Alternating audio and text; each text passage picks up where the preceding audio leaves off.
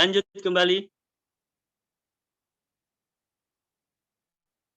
Pak Indra Kesuma, silahkan. Pak Indra Kesuma. Iya, silakan Pak.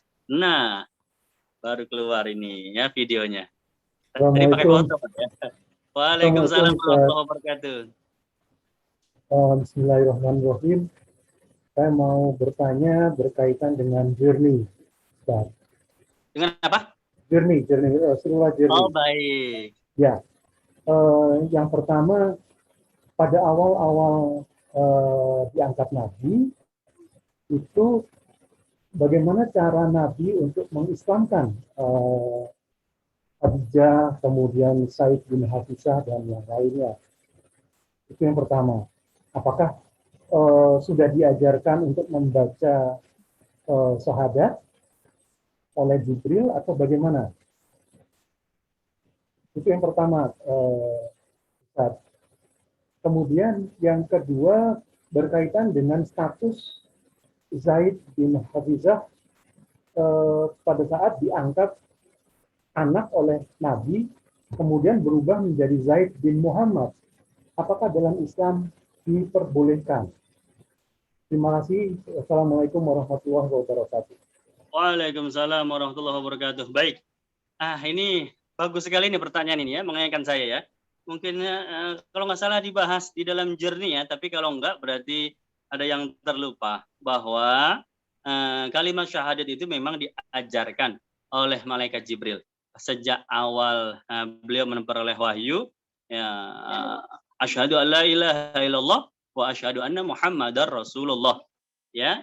Nah, dan itu diarahkan oleh malaikat Jibril untuk siapa saja yang masuk ke dalam Islam. Nah, itu dia kunci gerbangnya ya, begitu. Itu sejak awal ya, begitu. Sama seperti sholat, seperti wudhu, itu sejak awal diajarkan malaikat Jibril ya. Caranya sholat begini loh ya Nabi, caranya wudhu begini loh ya Nabi, begitu. Nah, itu langsung disebarkan lagi oleh Nabi, disampaikan lagi kepada para sahabat ya. Nah, bagus itu pertanyaannya. Baik, kemudian yang kedua, ini berkaitan dengan ayat ud'uhum li'abaihim ya. Nah, ini sebentar lagi Pak Catur akan keluarkan screen-nya. Ayat berapa itu? Ud'uhum li'abaihim. Jadi ketika hukum Islam itu kan ngatur, memberi peraturan kan bertahap ya. Sebelum peraturan itu ada, maka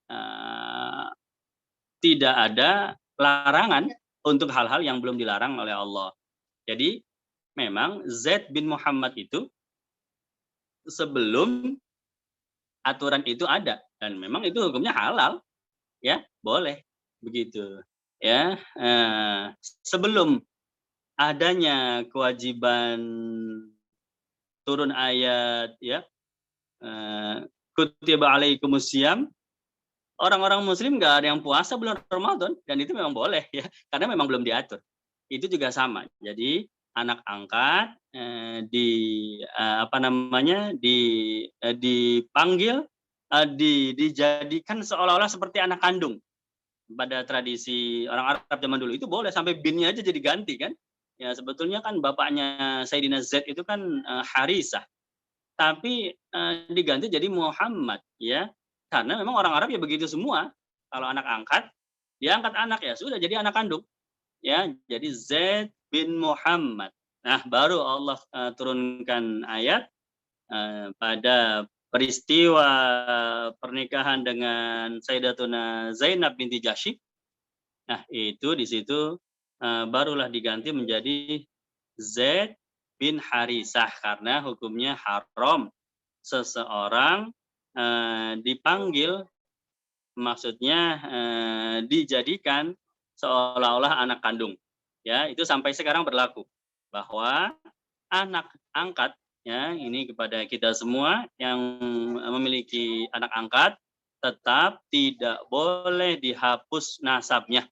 Dan sejak kecil kita asuh, sejak bayi sampai dewasa, tetap kita ada kewajiban memberitahu, nah kami ini orang tua angkat kamu, ya, kamu punya orang tua kandung, ya, karena itu nasab, ya, menjaga nasab itu hukumnya wajib dalam agama, ya, maka mengaburkan nasab itu hukumnya haram, ya begitu. Tapi tentu saja kita harus bijaksana melakukannya, ya. Mungkin kalau anaknya sudah cukup umur, ya dia sudah cukup dewasa, baru kita beritahu, ya begitu. Tapi yang jelas seperti itu kaitannya dengan anak kandung dengan anak angkat yang terjadi di masa Nabi. Nabi dulu melakukannya karena memang belum ada larangan, dan kemudian begitu turun ayat yang melarangnya, Nabi pun berhenti melakukannya, ya. Dan itu bukan hanya masalah nama doang. Dalam hal hubungan anak angkat menjadi anak kandung di zaman dulu, ya, itu juga istri mereka seperti menantu. Jadi kalau kita punya anak angkat menikah dengan perempuan, perempuan itu seperti menantu kita, ya, padahal bukan menantu kan, istrinya anak angkat. Kalau istrinya anak kandung, menantu. Jadi dalam hal wudhu nggak batal wudhunya kita dengan menantu perempuan, ya, karena menantu perempuan dengan bapak mertuanya yang laki-laki itu kan haram untuk pernikahan selama-lamanya sampai hari kiamat, ya, maka tidak batal wudhunya. Nah, pada zaman dulu itu sebelum ada aturan anak angkat itu berbeda dengan anak kandung, ya, maka itu juga meliputi hal-hal seperti itu. Menantu istri dari anak angkat dianggap seperti istri dari anak kandung, seperti menantu, ya, dan tidak batal wudhu dan tidak boleh dinikahi, ya, seperti itu. Nah, begitu turun ayat berubah semuanya, ya, kembali seperti biasa, anak angkat ya anak angkat, istri dari anak angkat ya bukan menantu, ya. Maka Allah lanjutkan kembali dengan pelajaran berikutnya. Nabi diperintahkan untuk menikahi istri dari anak angkatnya, ya, mantan istri dari anak angkatnya, yaitu Sayyidatuna Zainab binti Jahsy. Dengan demikian orang-orang lihat, oh ternyata istri dari anak angkat bukan menantu, ya, boleh dinikahi. Lah itu buktinya turun perintah Allah untuk menikahi, ya. Begitu. Ini apa namanya, anak angkat tidak sama dengan anak kandung, ya, itu ayatnya, itu ada ayat ke-37. Baik, surat Al-Ahzab ayat ke-37, ya. Ini satu-satunya surat dalam Al-Qur'an yang ada menyebut nama sahabat Nabi, ya, yaitu Sayyidina Zaid. Sisanya nggak ada sahabat Nabi disebut namanya, ya, hanya disebut apa namanya, kata gantinya. Dia, mereka, gitu, ya. Tapi kalau Z benar-benar nama itu hanya pada di Al-Ahzab ayat 37. Baik, cukup Pak, ya.